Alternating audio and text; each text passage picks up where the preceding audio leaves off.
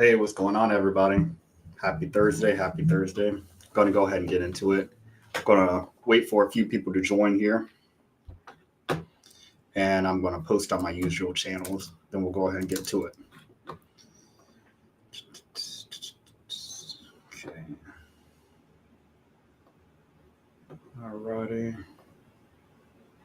Hope everybody's having a great day so far. We're going to get into a really great topic here today. One that I enjoy talking about, and I don't think it's talked about enough. So I want to just make sure I'm streaming in my Facebook. So again, I just want to make sure I'm streaming on my Facebook and on my YouTube.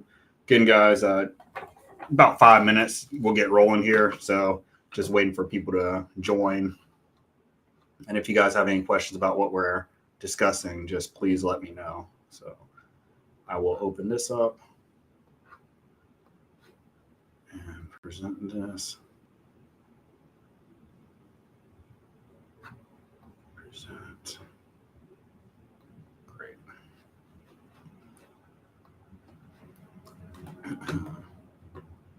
Okay, let me go to my videos. I'm just going to mute myself, guys, while I'm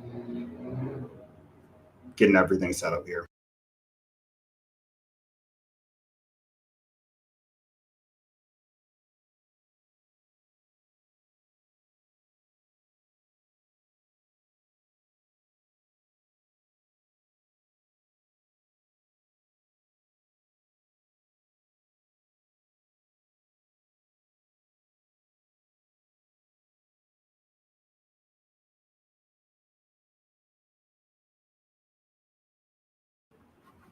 Hey, happy Thursday, Jermaine. Great seeing you today. Hey, how does my audio sound? I'm moving around this summer, so I'm going to be like hopping from spot to spot. So I just want to make sure my audio isn't too echoey. I just heard it on YouTube. It sounded like there was some background noise. So guys, let me know if the audio is good or if it sounds off, and I'll adjust it. Excuse me.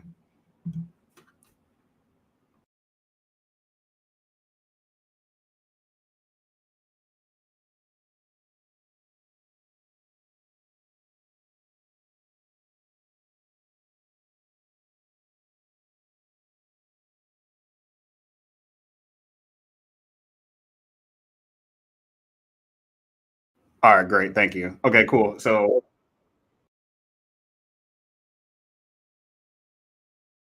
all right, my YouTube going on in the background. Okay, cool. Going to get started here in a moment. Let me just post to my Facebook and we'll get rolling.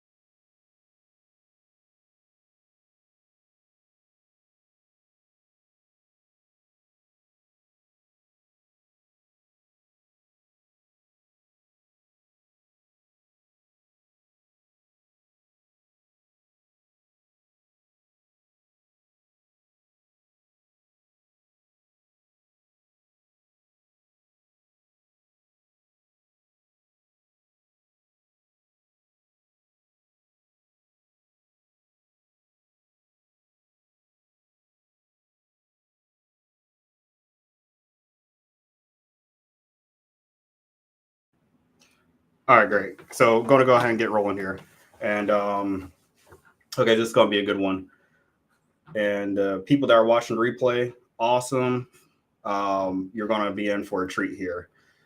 So guys, let's talk about something that's been on my mind. It's been on my heart for a while, to be honest. So this is something that I use to this is something I use internally. I've been using for a couple years. I've been very hesitant to release it.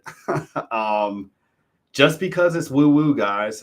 So it's using a framework that I created called the Astrotype framework to make great virtual assistant hires. So you could think of this like using Disk, using predictive index or any of these other frameworks. But I think my framework trumps the other ones, and I'll just share with you over time why I think this is the case. So let's go ahead and jump into it. All right, guys. So just a disclaimer is that this is going to be woo woo. All right. So if that's not your thing, all good. But this presentation may not be for you. So, if you're not into like woo woo stuff and you just want like a conventional presentation where I'm talking about real estate, that's not for you. But I will have those in the future. So just telling you guys that we're going to be going in some areas that are unconventional here. All right, guys. So let's talk about why I got here. And I'm not going to be doing PowerPoint the whole time, just while I'm going over some of the notes I have here, just to set the stage. So let's talk about how I got here. All right. So I failed for years making virtual assistant hires. I made my first hire in 2017. Guy named Erwin, great virtual assistant. He was a general admin VA, and I had no idea what I was doing. Thankfully, I got a pretty decent person. I'm pretty sure we hired him off of Upwork. I think Upwork was called something else back then, like Odesk, but we hired him off of that, and he did a decent job. But I didn't know what I was doing. I didn't know what I was hiring for. I didn't have a lot of tasks. I had a lot of tasks for him, but I didn't have a structure for him. Okay. So I was just guessing a lot. And I'm sure a lot of investors, you all deal with the same thing as well, where you might be guessing whenever you're doing your hires. And so I created this framework, and hopefully out of this presentation, you guys will get some takeaways about using the exact process I'm using in your business to make great hires.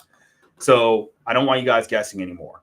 I was reviewing a lot of resumes like you guys, and I was hiring for likability versus competence. Again, these are things I didn't really know up until I reflected, and I realized what I was doing incorrectly. But a lot of investors, what we do is we'll hire because we like somebody. They're cool.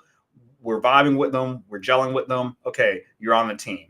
Versus hiring for competency. And I'll discuss another in another video just what I would do in the hiring process. But to be honest, that's a whole nother process with what would actually conducting the interview. Okay, so we're not going to be talking about that here. And then I'll be honest. So the final straw for me was I hired an executive assistant from the Philippines, and the person just was not a great hire at all. Okay. So this person stole $3,000 for me. It was very frustrating, very upsetting. She checked all the blocks, but and seemed like a great fit, but she just didn't pan out. Right. So I hired her as an executive assistant, but I had her doing other tasks that weren't really that I needed her to do, but she started to go into what she naturally did well. So she really wasn't a great fit for an executive assistant. Eventually it got to the point where I shrunk the position so much that I didn't need her, because it wasn't like there was any animosity. She was just like, hey, I can't do that, or that's outside of her scope. I'll give her things to do, and some things she did really well and quickly, other tasks she took a long time to do. So I was like, hey, let me regroup. Maybe this is something that I'm doing wrong. I don't have any work for you now. After about 2 months, I let her go. But she had access to my PayPal. She had access to my email. She had access to everything.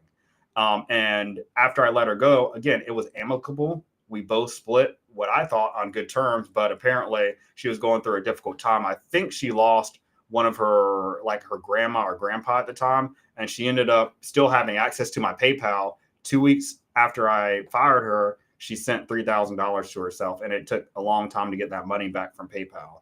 And it was really by chance. I was calling them with another issue months later, and they saw that somebody changed my phone number, and I had my PayPal account for years, guys, probably over a decade at that point, and I didn't change my phone number the whole time, and yet somebody went in and changed my phone number and completely and changed the password. And so somebody else, a supervisor in PayPal, saw that, and they said, hey, no, that's fraud. And so they immediately refunded it back. But I tried to ask them, it was like a few days afterwards, if I could get my money back, but they said no, because it was literally authorized. But I told them that I had a Philippines executive assistant. I gave her access to my email, and it technically was authorized because it was sent from me, right? But again, it was just very hard proving that. And so it didn't set me back, but that could have set me back if I wasn't up at 3 a.m. because she did it right when she thought I wasn't awake, but I was awake. I was working myself to death at the time. And then I saw that she was sending herself $500 each, like every 2 or 3 minutes. And it was a very difficult to watch because I couldn't stop it. I could not stop it. And it was very frustrating to witness. Okay. So that's that's how I got here. Okay. Essentially, long story short. So after that, I said, never again. I'm never going to be fooled by not making the right hire. And I knew I needed some framework to follow. And I went down a pretty deep rabbit hole with DISC, predictive index, a lot of these other like personality frameworks. But I'm over here thinking, well, if other people are having these issues with hiring, and there's all these great tools that people are paying tens of thousands of dollars for, really like talent placement tools, like predictive index, I think it's just $5,000 just to start off, And so at the time, I had the budget, but it didn't make sense for me to pursue that. Right. It didn't seem like it was a good fit for me. And even if companies are using those frameworks, it still seems like they may get somebody who has the right fit, but there's not one definitive blueprint that says this person has ABC traits, so they fit X, Y, and Z job. And you can replicate that over and over again. See, with DISC, somebody may be a high D, and then a low I, and then high C, and then middle S.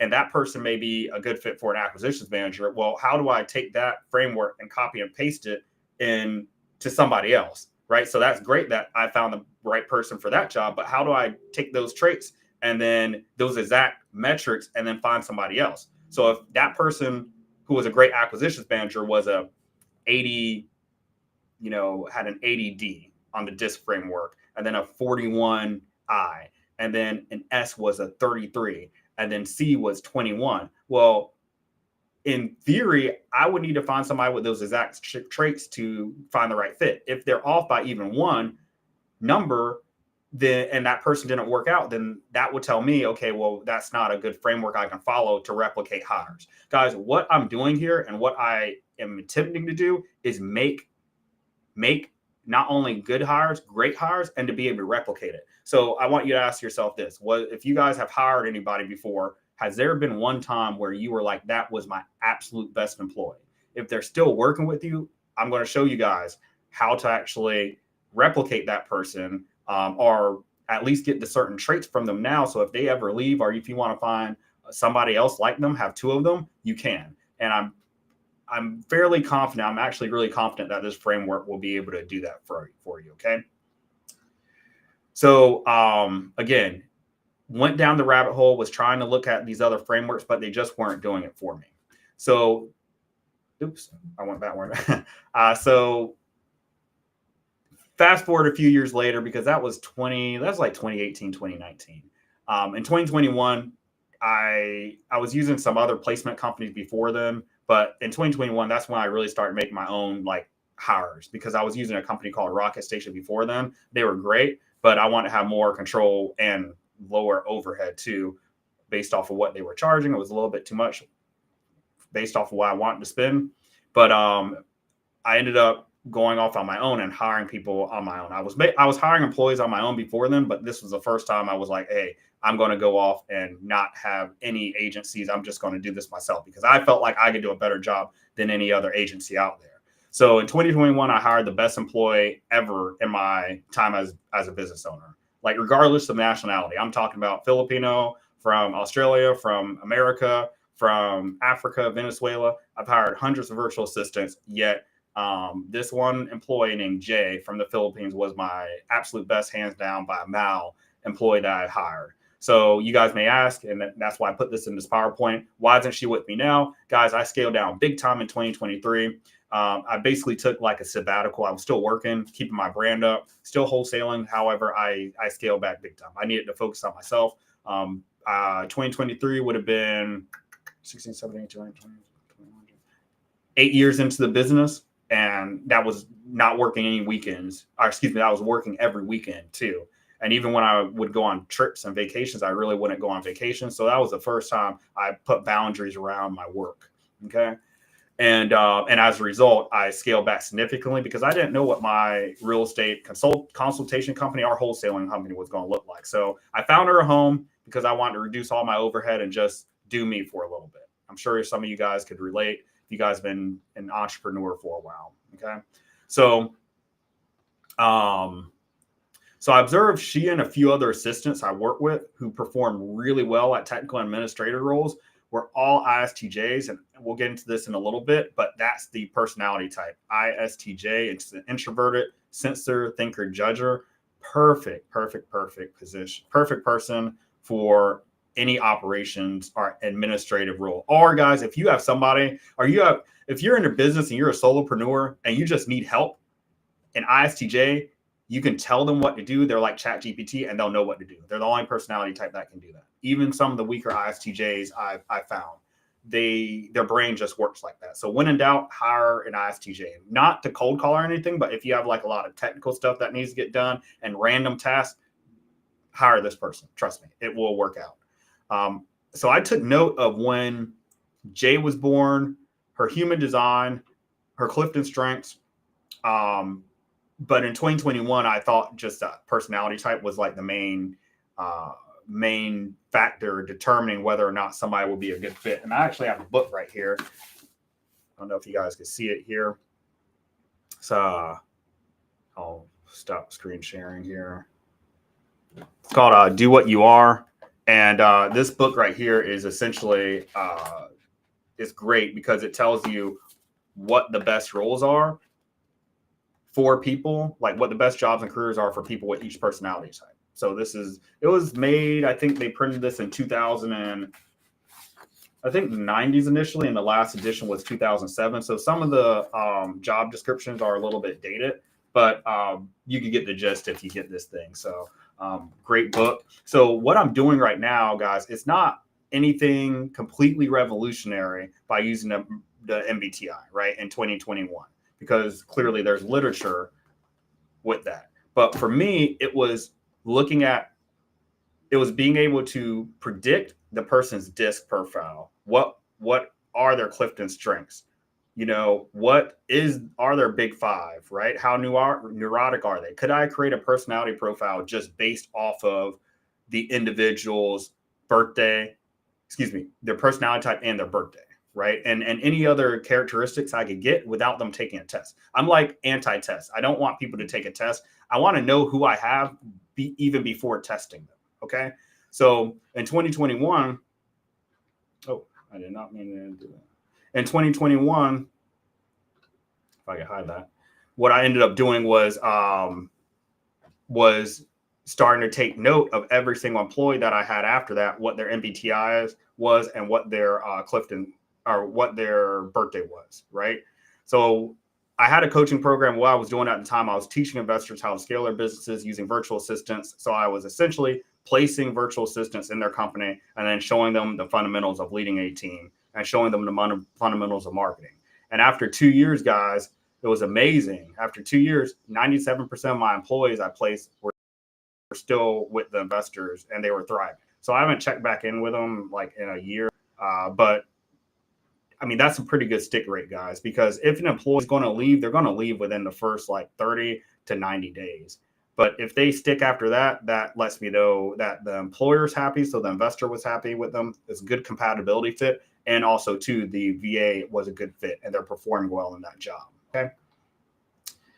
So, guys, let's talk about the solution here. So the solution here is combining somebody's birthday, personality type, and Clifton strengths to find the best fit for the job based on observed trends. So one thing about me, guys, is I'm a very analytical person. And so I know this may seem like woo-woo, but I'm basing all of this off of previously observed trends and data sets that I use. Literally, I would look at somebody born on a certain day, their personality type, and I could tell you there's been multiple people I found with the same birthday, same personality type. They're essentially like the same person.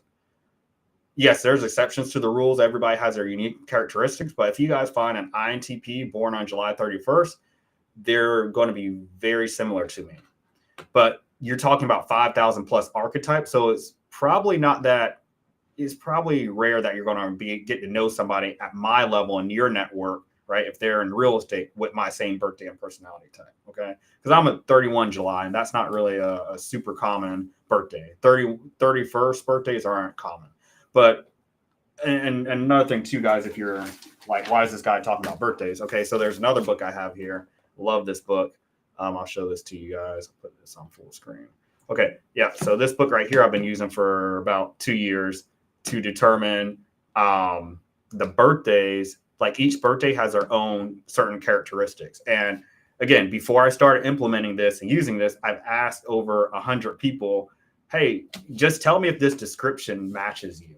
And there were not, I would say 99%.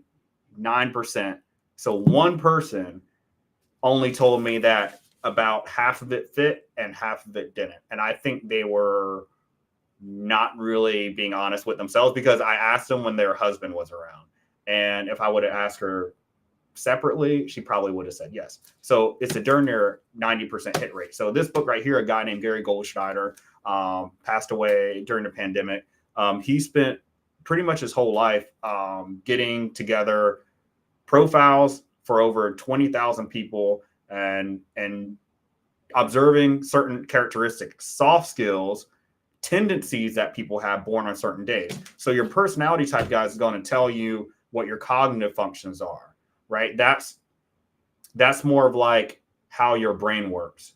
And then the birthday profile tells you more what your soft skills are. So I realize, okay, a lot of employers are looking for soft skills. So if I could find somebody who, like for a cold calling position, if I need somebody who's gregarious, if I need somebody who's detailed oriented and technical, well, I can look in this book and there's 3 strengths and 3 weaknesses for each personality type. And guys, there's some each birthday, and there's some birthdays I just simply wouldn't hire.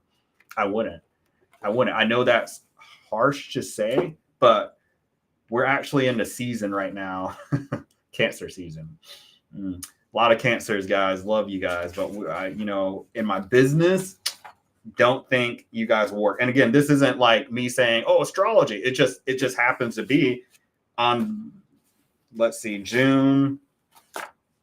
It's mainly the July cancers, guys. It's not the June ones. It's the July ones. And guys, this is no indictment on you as a person, because be honest, guys, I wouldn't hire myself. I would not hire myself in a real estate company, because I work great leading a business, but I don't have the attributes of an employee. So this isn't saying there's no space for certain people in the working or corporate world. There's just certain places where people belong, and certain soft skills are needed over other ones, right? I might need a cold caller who's super gregarious, but I don't need an operations manager who's gregarious. And that's another thing too, guys, realizing that each person has strengths or weaknesses. So as much I've seen investors, and I was trying to do this myself, like hire one person that checked all the blocks. Do you check all the blocks, right? If you're self-aware with yourself. No, I don't check all the blocks either, which is a beautiful thing, because we all need teams and we need each other, right? Nobody's superhuman. God didn't make us as superhumans for this reason, so we can depend on each other. But we all have strengths, all have weaknesses. So guys, there's a date in this book, July 22nd. And here's a website actually that has all of these personality, that basically has all the descriptions in this book on here. So I'm going to go over July 22nd or 22nd. The day of occupational fluctuation. This is based off of Gary Goldschneider's patterns of observing over 20,000 people, and he probably observed over 100 people for this day. And he decided to name this date the day of occupational fluctuation.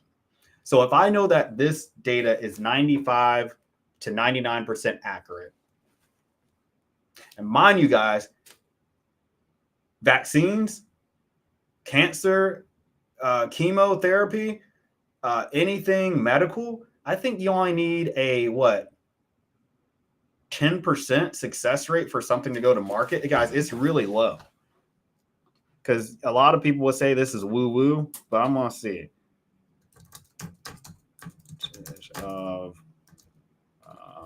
what am I trying to say here? So go with me here, guys. I'm going off the cuff. So How successful does a medication or vaccine need to be to go to market?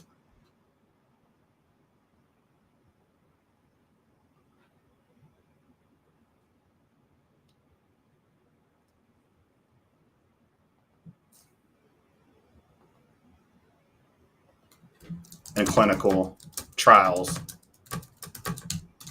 And the reason why I'm saying this, okay, yeah, okay, that's right. I remember I stored this years ago. I remember it was low, like 10%. So the current success rate of a drug candidate from the beginning of a clinical trial to receiving market approval is about 10 to 20%. So, okay. Yes. So 10 to 20%, 10 to 20%, guys, for a drug to go to trial, guys. So if I have something that's even 50% accurate, why don't we just use this, guys? If a drug has to go to market, so that should just tell you guys, okay, like we're dealing with some serious stuff here. And I make sure my metrics are very, not just correct, but I make sure my metrics are, I'm using actual data, right? And my metrics are backed by data. Because making these assertions, I mean, we're dealing with people's livelihood and whether or not I'm going to hire somebody. But guys, we can't just guess and just be like, well, I guess that's the right person. We, for the job, we're past that, guys. We're past that. We can't afford that. So the day of occupational fluctuation. So if somebody was born on July 22nd and these people have a difficult time keeping their careers on an even keel. So just that first word, I don't think I'm going to hire anybody in my company born on July 22nd. I don't think I'm going to do that. I really don't think so. Guys, I've hired somebody born on July 21st and no, July 20th, the day of ups and downs. And guess what? I know it was one sample group, but this person always had a problem. There was always something going on in their life. They were not dependable. Not saying there's exceptions to the rules, but I'm going to go off of this data. Okay. So let's go back to the thing here. So again, we're combining somebody's birthday, personality type, and Clifton strengths to see if there will be a great fit for a job based off of observed trends. Okay. So here's a quick and dirty. You guys can screenshot this if you want. So my operations managers, I like hiring ISTJs born on March 27th and March 28th or August 26th to September 4th. The reason why is because if you guys need anybody to do admin who's like organized, you could hire an ENFJ or an ENTJ. I've seen them work really well with August 26th to September 4th because Gary Goldschneider, he defines these people as system builders. Right. And I've seen it. I've seen it in one of my clients' companies. He had somebody who was born on August 26th. She was an ENFJ and she did the job exceptionally well. So she almost operated like an ISTJ in that role. She just took the lead and was naturally organized. She knew how to format Excel spreadsheets. She knew how to keep the team organized, and she was just a natural supervisor. So if I'm looking at somebody's Clifton strengths, I'm looking at an operation manager to have discipline, consistency, to be an achiever, strategic thinking, and to have responsibility. So a lot of executing things. And I'll go over that here in a second because I have some Clifton Strengths Finders reports I want to show you guys. Okay. So cold caller, hire an INFJ or ENFJ. I'm really, you could hire an ENTJ too. So I'll actually put that here as well. An ENTJ could work well for this role. So let me edit this. And again, all these are coming from 16 Personalities, guys. 16 Personalities, a website.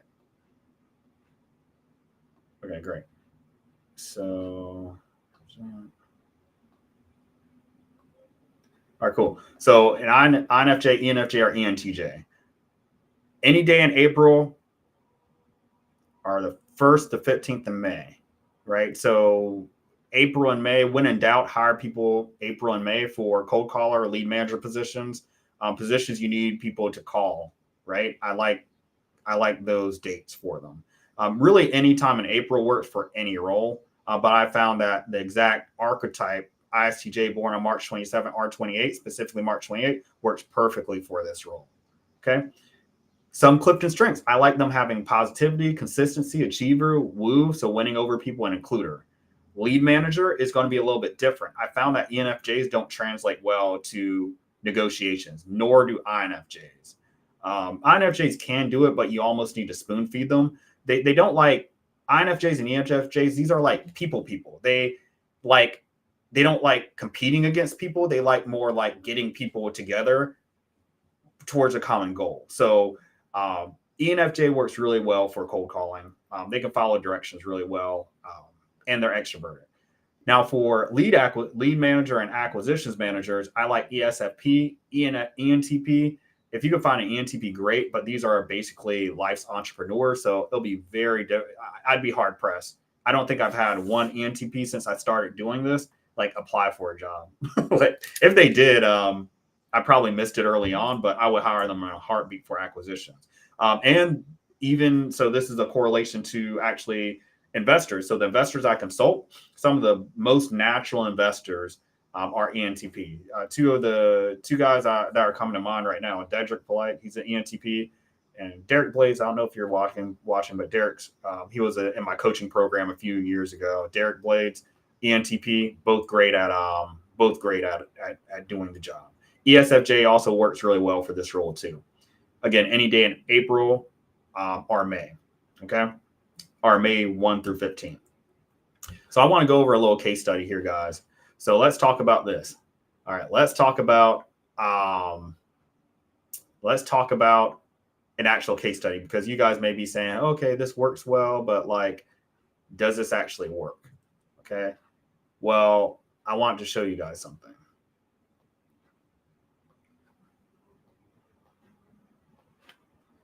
So you remember that employee I told you guys about, Jay? So I'm looking at two people's Clifton strengths. And if you guys aren't familiar, Gallup is a company. They do a lot of surveys, but they also have a great report called Clifton Strengths. I was introduced to this several years ago, actually on a YouTube live by, rest in peace, Kevin Samuels. And I actually did a consultation. I took the test immediately as he said it. Took the test, and then I actually booked a consulting call with his really good friend, Jeff Lyscombe. I think that's his name, Lyscombe. But yeah, I ended up taking the Clifton Strengths Finders test, and I use it weekly. I just reference myself. Every employee I have takes a Clifton Strengths. Now, I would say this is like a $60 test. I don't have my general prospects that hire for jobs take this because it costs. And that's another thing too, guys. I want to be able to get to the right hire and know that I'm like 95% sure that that's the right hire without having them to take tests. And this framework is very accessible and free, right? 16 personalities test, it takes like 10 minutes to do. And then everybody has a birthday. So my whole job is almost acting like Harry Potter in the Sorting Hat. You remember, guys, the Sorting Hat? I don't know if you guys watch Harry Potter. I may be dating myself, but like there's a scene in the first or second movie where the hat goes around and places each person in their specified or predestined house, right? Harry Potter was a Gryffindor. They also had Hufflepuff, Slytherin, which were, seen as like the bad guys. That's the one Draco Malfoy and a Snape were in. So this is essentially what I'm getting at. One, can I take a great hire, and if that person leaves tomorrow or something tragic happens to them, can I find a replacement? I'm not going to be able to find I'm not saying I'm going to replace that person because that person's unique, that person as an individual, but can I replace that person's production, right? And can somebody else come and do the job naturally? Okay. So guys, my first ISTJ, so this was ISTJ born in March 28th. This was an ISTJ, Maricris. I hired her last year. She was my ops manager for about 6-7 months. And she was an ISTJ born on March 28th. As soon as I saw on onlinejobs.ph, when she filled out my form and she was an ISTJ born on March 28th, I already knew I had a good fit. Guys, I'm telling you, that's why I knew I was onto something. I was like, oh, shoot. I literally, because I started asking for people's birthdays. So I'll show you guys my sheet here.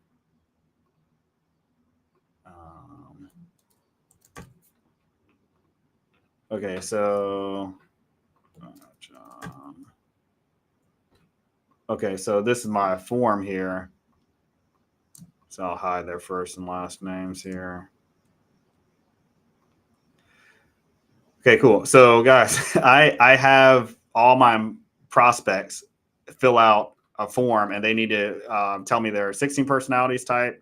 Okay. And then they need to give me their birthday. So when I saw hers come through and she was an ISTJ born on March 28th, I said, I need to hire her because she matched the same profile as Jay, one of my my top performing employee. And I was hiring them for the same role. And guess what? Jay was able to come in and do the job. I just told her what the end goal was, and she got there. Maricris, I told her what the end goal, and she got there. Yes, I had to. Honestly, I didn't even really need to train the operations manager. This is really important, guys, for you to know. The operations managers, that's more important finding the right fit, because you can't really train somebody to think in an operations stand.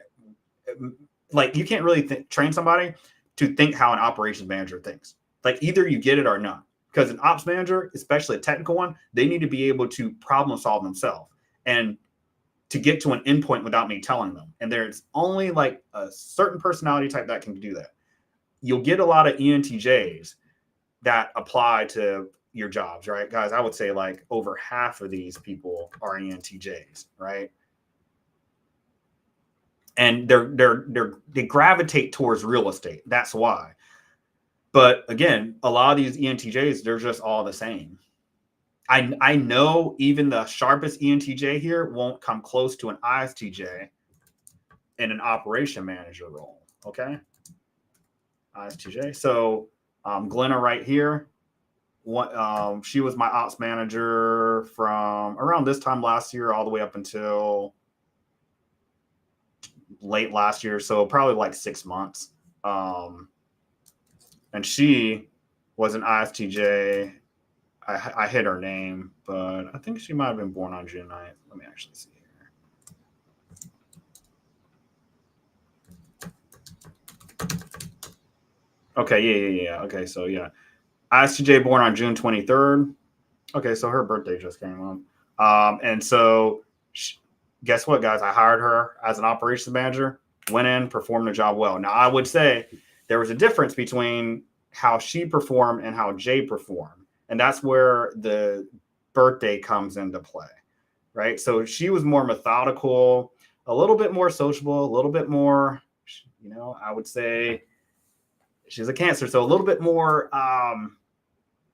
emotional, right? Rather than just coming in and just doing the job, right? That's where the birthday comes into play, okay? All right. So let's go ahead and go back to the Clifton Strengths Finders reports here. Another thing to take note, guys, again, both born on March 28th, both ISTJs. And look, we're going to go line by line. Both of them have the same top 10 strengths, 8 out of the top 10 in different orders. So Jay has discipline. Maricris had discipline in our top 10. And your top 10 strengths, these are essentially what you do really well. Okay. Like what you naturally do well. Okay. Achiever. Yep. She had achiever. Maricris had achiever. Relator. Maricris had relator. Strategic. Both had strategic at number 4. Responsibility. Both had responsibility. Consistency. That's the one. Yep. Both had consistency. Learner. Both had learner. Maximizer. Both had maximizer. I think focus. Yep. And futuristic were the only two. So focus and futuristics were the only two strengths that were different. That's saying a lot, guys. And you want to compare this just to another like one to like mine, or just like another ISTJ.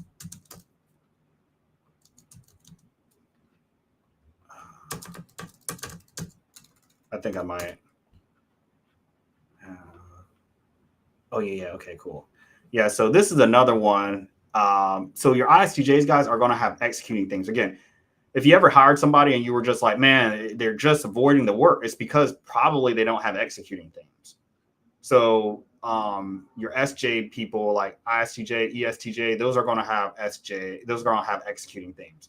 So she had discipline, focus, individualization, analytical. She had a couple of different ones, but she was heavy in these. But if I found somebody who was born on the same birthday as this person, they most likely would have the same top 10. But that's really close, guys. And then once I saw both their work styles were the same, I was like, okay, I basically have the same person.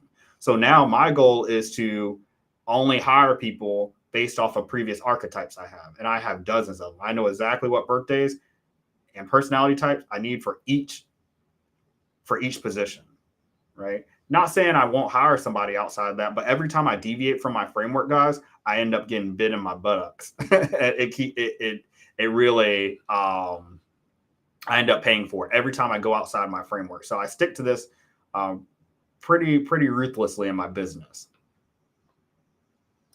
All right, guys. So I'm going to end there. Just a little impromptu thing I put together today. I know this was like off topic. It wasn't really like something that I know investors really value. But I think what I'm going to have to do, guys, is just create I want to create a software or something, and you guys would just get access to this. So I'm already like working on something right now. Again, I've been working on researching this for 2 years, but again, I know I love talking about this, but I know investors won't. But I know investors will see the value of this because I've seen you guys make not great hires, and I want to make sure you guys make great hires. Okay, guys, I'm going to jump off. If you guys have any questions, just comment on the video either on YouTube or Facebook, and I will chat with you guys later. Bye.